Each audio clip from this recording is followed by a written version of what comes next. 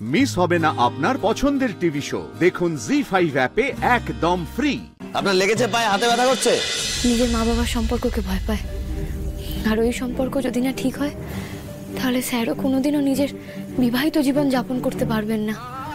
আর সে কথা আমি আজ হাড়ে হাড়ে টের পেয়েছি জানো।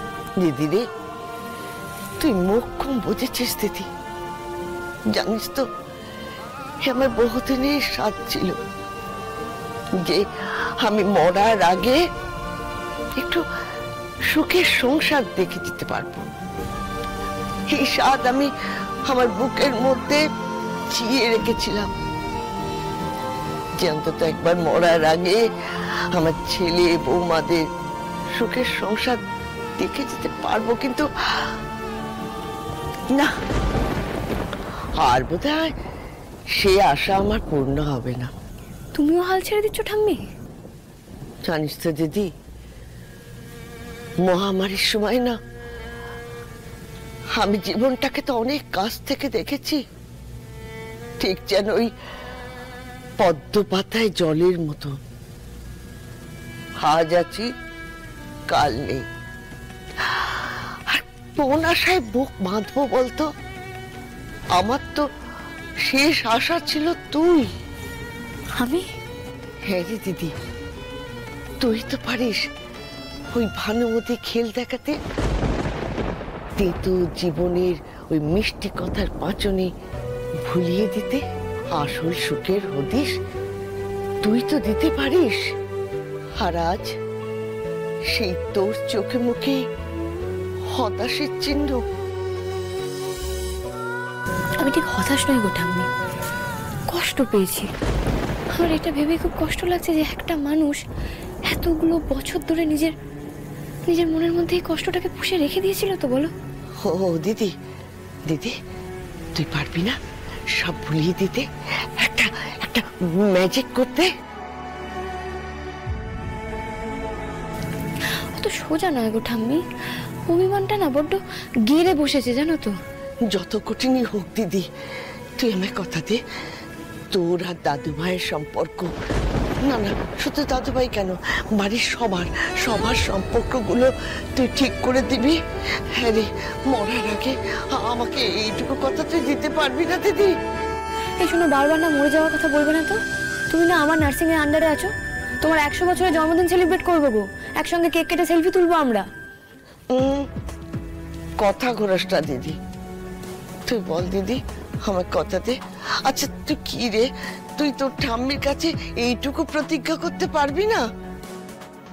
আমি করবো ঠাম্মি, কাজটা বড্ড কঠিন, কিন্তু আর আনন্দী হাল ছাড়বে না।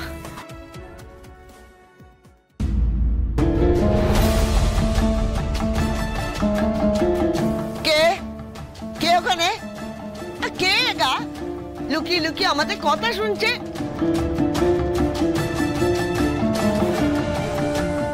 আপনি কি সব শুনে নিয়েছেন স্যার? শুনে কি আপনি আপনার মত বদলালেন? না মানে ওই আনন্দী কিছু না বলে হঠাৎ চলে এলো তো, তাই দেখতে এলাম আর কি। কেন রে দাদু ভাই, তুই নাতবউকে খুঁজছিলি? ও দিদি ভাই যা, দাদু ভাই ডাকতে এসছে। থামি ঠিক আছে, ও থাকুক, আমি পরে কথা বলবো। ঠিক আছে। না না, আমি ব্যস্ত নই। আপনি এটা কি করলেন? এইটুকু সময়ের মধ্যে লাগালেন কি করে? আমার তেমন কিছু হয়নি স্যার, ওই আর কি একটু। না আপনি নিশ্চয়ই ছোটাছুটি করতে গিয়ে পড়ে গেছেন। কি দরকার ছিল আনন্দী এই সমস্ত ছোটাছুটি করার? আমাকে ঠাম্মির কাছে আসতেই হতো। ঠিক আছে, আপনি রুমে চলুন, আমি অয়েন্টমেন্ট লাগিয়ে দিচ্ছি, আসুন।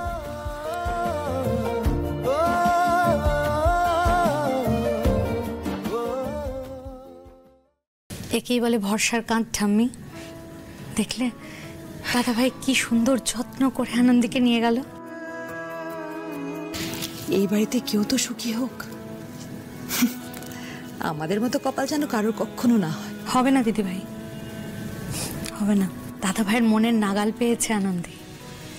তাহলে ভাবো তো, যে মানুষটা কাউকে কোনোদিন কিচ্ছুটি বলে না, সে তার মন খুলে এতগুলো কথা আনন্দীকে বলেছে। তো একটু একটু করে দেখবে দিনে দিনে ওদের মধ্যে ভরসা অনেক বেড়ে যাবে। আর আমরা কেনা জানি বলতো, ভরসা থেকেই তো ভালোবাসা আসে। ঠিক। বাবা, এই হলো যুগল মিলন। কতদিন পালিয়ে বাঁচবে? বাধা তুমি ঠিক পড়বে। সাবধানে। কি করে লাগালেন কি করে এসব? আপনি কি হাঁটছিলেন না নেচে বেড়াচ্ছিলেন? বসুন এখানে।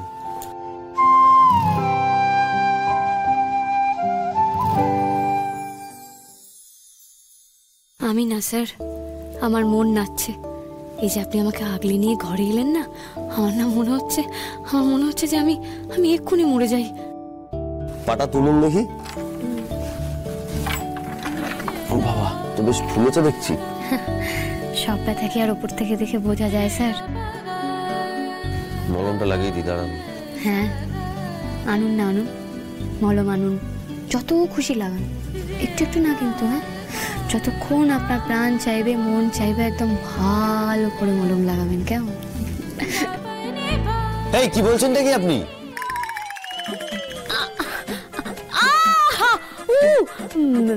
লাগছে বলেই তো বলছি, ব্যথার ঘরে ওসব বলে যাচ্ছি আমি। আপনি মলম লাগাবেন বললেন না, লাগান। বেশ ঠিক আছে।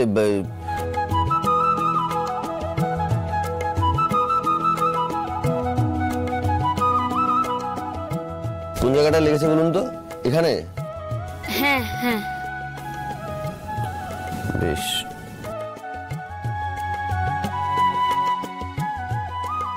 এখানেও ব্যথা?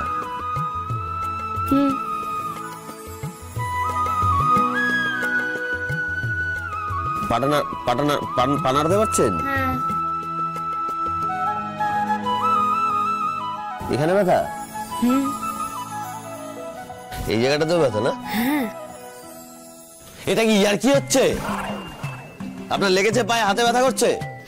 তা আপনি এরকম ভাবে বকছেন কেন? লাগতে পারে না? আমি যখন ওরকম ভাবে পড়ছিলাম তো হাতে করেই তো ধরলাম। এবার হাতে করে ধরতে গিয়ে আমার হাতে চাপ পড়লো। হাতে চাপ পড়াতে সেখান থেকে কাঁধে চাপ লাগলো, কাঁধে একটা হ্যাঁচকা টান লাগলো, সেখান থেকে প্যাচাক করে কোমরে লাগলো। এইভাবে পা লাগা থেকে সব জায়গাতেই লেগে গেল আমার। আপনি বুঝতে পারছেন না, মানে প্রত্যেকটা জায়গা তো একে অপরের সাথে জড়িত, তাই সব জায়গাতেই লেগেছে, এরকম লাগে। বাহ, আপনার লাগলো পায়ে আর ব্যথা করছে সারা গায়ে? হ্যাঁ, এরকম হয়, আপনি বুঝবেন না। সেই আমি আর কি করে বুঝবো? আমি তো পড়াশোনা করিনি, না পড়েই ডাক্তারিটা পাশ করে গেছি। হ্যাঁ, না না স্যার, আপনি ডাক্তারি পড়েই পাশ করেছেন, কিন্তু আপনি বুঝবেন না কেন বলুন তো? মানে আপনার জীবনে তো কোনো ওই মহিলা ছিল না, তাই জন্য ওই একটা যে ওই ইয়ে হয়, সেটা আপনি বুঝবেন না।